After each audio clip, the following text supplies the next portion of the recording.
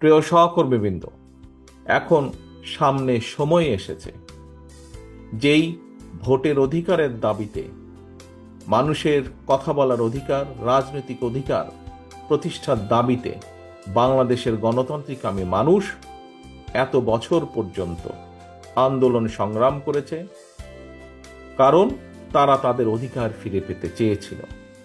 আজ সামনে সময় এসেছে বাংলাদেশের মানুষের অধিকার প্রতিষ্ঠিত করা।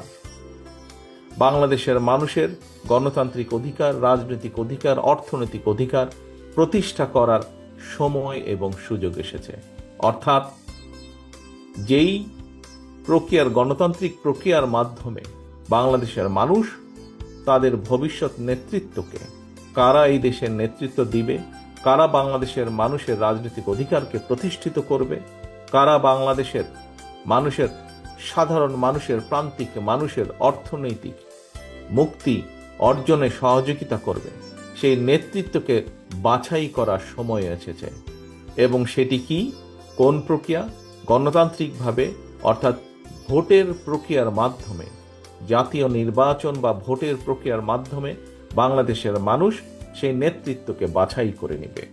দেশকে ধ্বংস করে ফেলা হয়েছিল বিগত 15 বছর।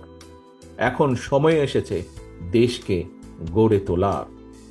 আমরা দেশের মানুষের সামনে 1 মাস, 2 মাস বা 3 মাস আগেও নয়, আমরা আজ থেকে 2.5 বছর আগে প্রায় বাংলাদেশের মানুষের সামনে আমরা উপস্থাপন করেছি আমাদের 31 দফা দাবি। কি সেই 31 দফা? এর মধ্যে আপনারা কম বেশি প্রত্যেকেই ওয়াকেফাল আছেন, অবহিত আছেন এই 31 দফা নিয়ে। এই 31 দফাটা কি? 31 দফাটা হচ্ছে বিগত 15 বছর এই স্বৈরাচার, পালিয়ে যাওয়া স্বৈরাচার, যে খুনি স্বৈরাচার দেশকে ধ্বংস করেছে, কিভাবে দেশকে আমরা আবার সামনের দিকে এগিয়ে নিয়ে যাব তার একটি পরিকল্পনা দেশের মানুষের সামনে আমরা উপস্থাপন করেছি।